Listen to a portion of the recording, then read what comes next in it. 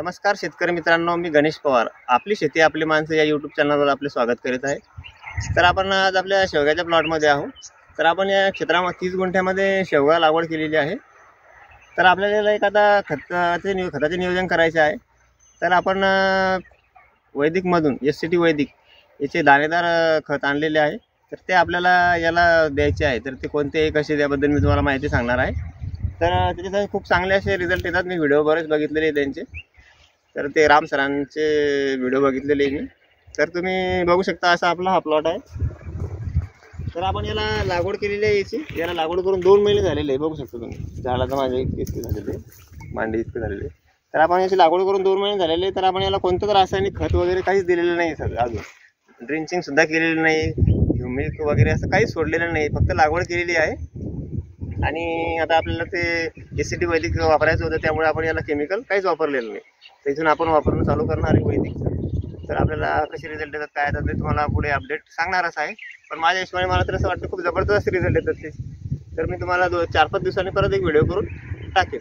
तर तुम्हाला माझे व्हिडिओ आवडत असेल तर चॅनलला सबस्क्राईब करा, आपल्या मित्रांना शेअर करा. तर चला मी तुम्हाला दाखवतो कोणते प्रोडक्ट आहे.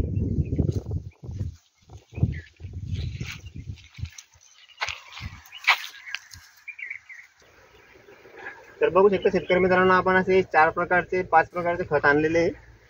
तर या खताचं एक वैशिष्ट्य हे, खत दिल्यानंतर काय होते की जमीन सुपीक होते, जमिनीचे खूप ह्युमस म्हणजे जमिनीचं कार्बन वाढते. त्यामुळे आपल्याला कीड व रोग याचं खूप चांगलं असं नियंत्रण होते. तर बघू शकता तुम्ही, 1 नंबर आपण याला SSM म्हणतात.